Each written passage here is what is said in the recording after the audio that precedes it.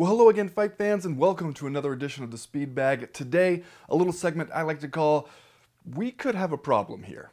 So let's talk about those knees that Gegard Mousasi landed on Chris Weidman and the total debacle that followed at UFC 210 in Buffalo. And while we're at it, let's also talk about the response from the commission in neighboring New Jersey, which was quick to blame the whole mess on the lack of instant replay, which it was the first to adopt, and also on the new rules for what constitutes a downed fighter, which New Jersey did not accept.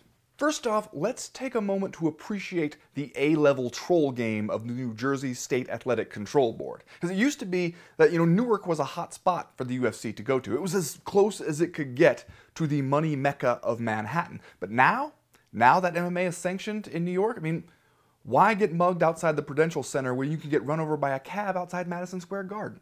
Point is, New Jersey could understandably be feeling a little left out, and after the New York Commission didn't come out looking so great at UFC 210, for several reasons, you knew New Jersey was going to pounce on that with a quickness. But lest we dismiss the jabs about grounded fighters and instant replay as just, pure sour grapes, we owe it to everyone to ask, does Jersey have a point here?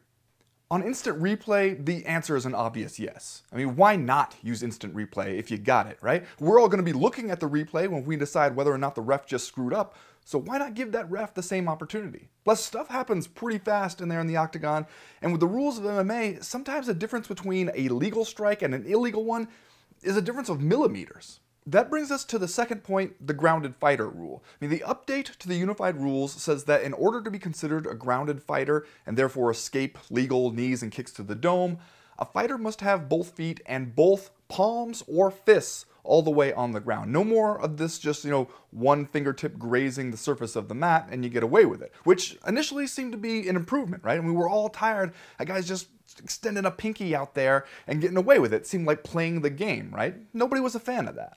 But you look at it in action and you have to admit, yeah, that is asking a lot of the ref. Dan Miragliotta had just fractions of a second to determine, was Weidman all the way down as a grounded fighter? Did he have both palms firmly down on the mat? Or was it just fingers on one hand? Did it come up at the precise moment that he got kneed, or did it come up right before he got kneed? What was the cuticle situation?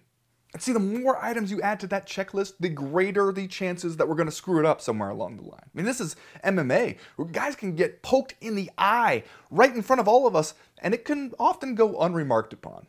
So as much as I hate to admit it, maybe New Jersey is actually right. Maybe the update to the grounded fighter rule is not a great idea. Maybe we're just making the already difficult rule even worse. And maybe we have yet to see just how bad it can get.